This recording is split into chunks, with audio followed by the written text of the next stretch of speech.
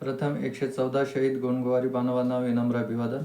तसेच मातृशक्ती, पितृशक्ती, युवाशक्ती, संपूर्ण गोंडगोवारी जमात बांधवांना जय शिवाय, जय जोहार.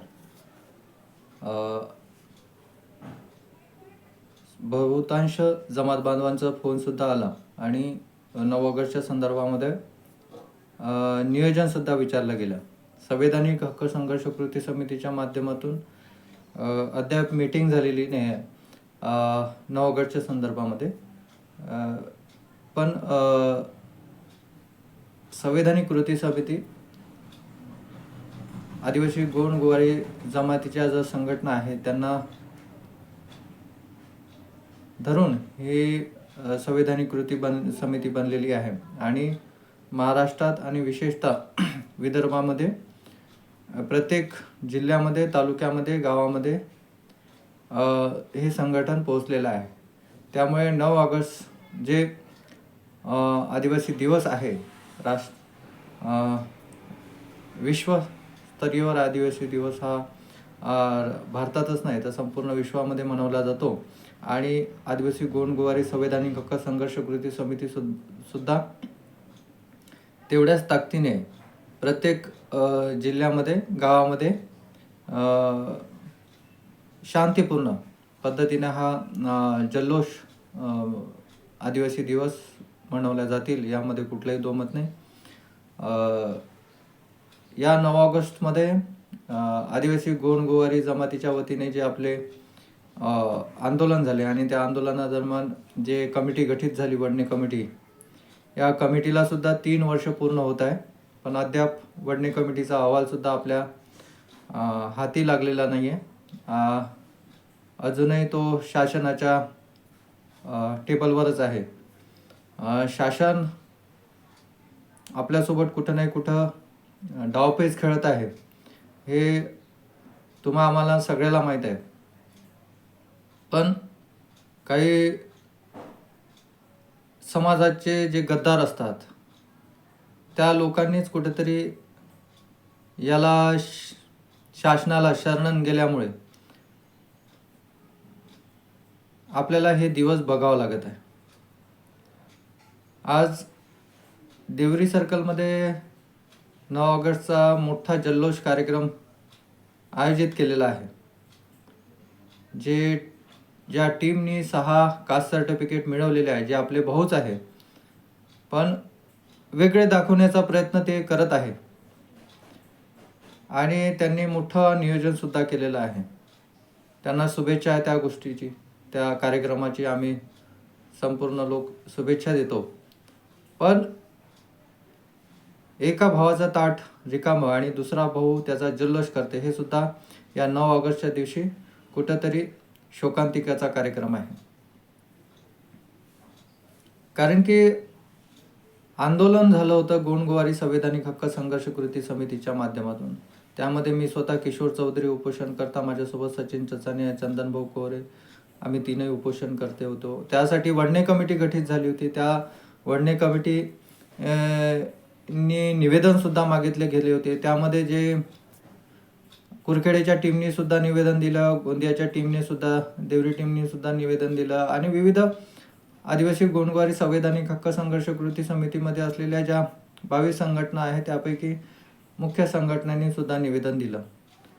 पण वडणे साहेबांनी आणि या शासनाने कुठेतरी गेम करण्याचं काम आमच्यासोबत झालं आणि एक डाव खेळला आदिवासीच्या धर्तीवरचा आणि त्या आदिवासीच्या धर्तीवरचा डाव खेळला आणि इतर बहुजन कल्याणकारी योजनेचा एक कमिटी स्थापन केली, त्याचा GR काढला आणि त्याच्यामध्ये आमचा एक उपद्रवी माणूस फसला आणि जे गोंडगोवारी लढा होता त्यामध्ये गोवारी आणि गोंडगोवारी अशा त्यामध्ये फळी निर्माण झाली आणि त्या व्यक्तीने ते आदिवासीचं धर्तीवरचं एक्सेप्ट केल्यामुळे आज जे संपूर्ण लोक एकजूट झाले होते, संपूर्ण लोकांनी आम्ही एक आहो बा 22 संघटना हे दर्शवण्याचं काम केलं होतं. त्याला तडा जाण्याचं काम त्या आदिवासीच्या धर्तीवर इतर बहुजन कल्याणकारी योजनेचा पद स्वीकारल्यामुळे संपूर्ण लोक जे गोंडगोवारी लढा लढत होते ते कुठंतरी शासनानं डावपेच करून गोवारी दर्शवण्याचं काम केलं आणि जे गोंडगोवारी जमातीचा लढा होता तो कुठेतरी देवरी या ठिकाणी गोंडगोवारी दर्शवण्याचं त्यांनी त्या पद्धतीचे कास्ट सर्टिफिकेट त्या ठिकाणी वाटले. म्हणजे जेव्हा जेव्हा समाजाला न्याय मिळण्याची बाजू उभी राहते तेव्हा तेव्हा कुठं नाही कुठं आपलाच जवळचा किंवा आपलाच मुखवटा घालून असलेला व्यक्ती, शासनाचा व्यक्ती आपला घात करतो आणि त्याचा परिणाम संपूर्ण समाजाला भोगावा लागतो.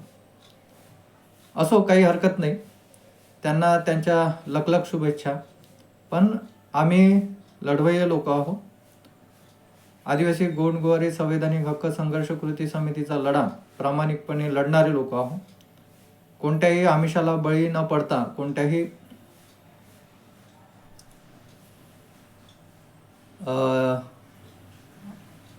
लालसाला बळी न पडता आम्ही हा लढा प्रामाणिकपणे लढलेला आहे.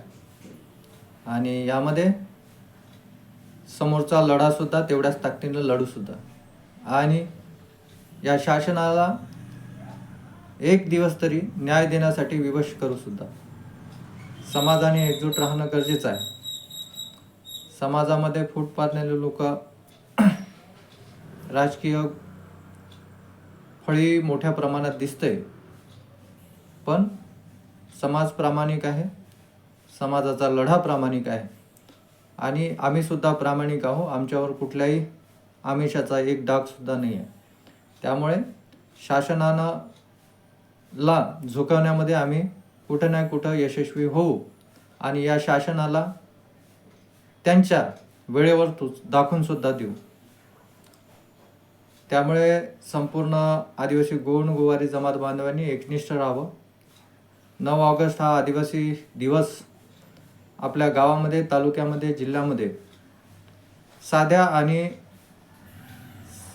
सांस्कृतिक पद्धतीने तो जल्लोष साजरा करावा अशीच अपेक्षा करतो. आणि आपल्या जमातीला सुद्धा सांगतो की न्याय अगदी जवळ आहे. होऊ शकते की कुठेतरी कुरजोडी केल्या जात आहे, पण न्याय नक्की मिळेल. आम्ही पॉझिटिव्ह लोक आहोत आणि पॉझिटिव्ह लढा लढणारे लोक आहोत. त्यामुळे संविधानिक कृती समिती सोबत राहावं, एकनिष्ठ राहावं आणि ह्या लढ्याला यश मिळेपर्यंत कुठलीही फूट पडता कामा नये. सर्वांना जय सेवा, जय जवाहर, जय भीम.